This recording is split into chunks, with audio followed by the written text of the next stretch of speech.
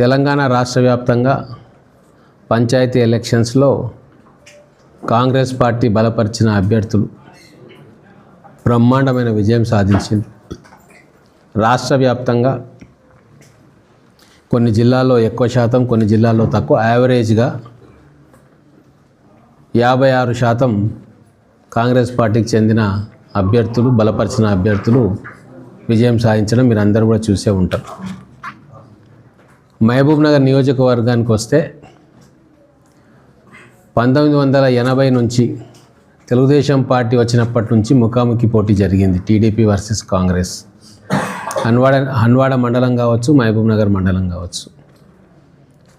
అప్పటి నుంచి ఇప్పటిదాకా గతంలో ఎన్నడూ రానన్ని సర్పంచ్ స్థానాలు ఈసారి గౌరవ ముఖ్యమంత్రి రేవంత్ రెడ్డి గారి నాయకత్వంలో ఇక్కడ కాంగ్రెస్ ఎమ్మెల్యేగా నేను ఈ 2 సంవత్సరాల కాలంలో చేసిన అభివృద్ధి పనులు, మంచి పనులను చూసి ఆదరించి బ్రహ్మాండమైన తీర్పు గ్రామీణ ప్రాంత ఓటర్లు నా నియోజకవర్గంలో ఇచ్చిండ్రు. ఎంత బ్రహ్మాండమైన తీర్పు అంటే 45 సంవత్సరాల్లో ఉన్న రికార్డును తిరగరాసిండ్రు.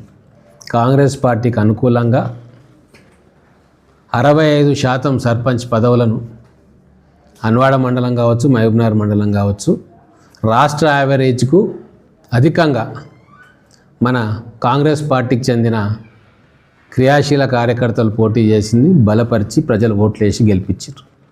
దీనికి కారణమైన ప్రతి ఒక్క నాయకులు, ముఖ్యంగా మహబూబ్ నగర్ మండలంలో జిల్లా గ్రంథాలయ శాఖ అధ్యక్షులుగా ఉండి మండలాధ్యక్షులుగా బాధ్యత వహిస్తున్న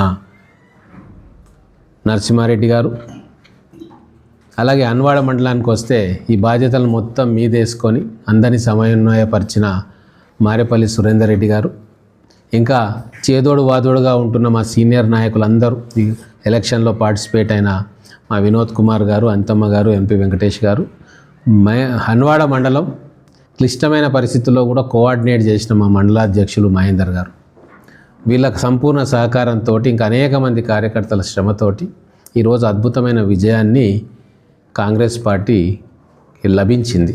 శాంతికి లోను కాకుండా గ్రామాల్లో చిన్న ఇన్సిడెంట్ కూడా జరగకుండా సర్పంచ్ ఎలక్షన్ జరిగినాయి. గతంలో అయితే బెదిరింపులు ఉంటుండే, పోలీసు వాళ్ళు ఊర్లలో తిరిగి సర్పంచ్ క్యాండిడేట్లను ఎలక్షన్ ముందు భయభ్రాంతులకు గురి చేయడం అన్నీ మీరు చూసి నేను చెప్పక్కర్లే.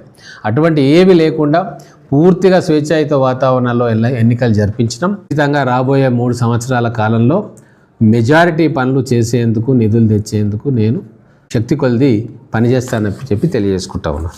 ఓకే.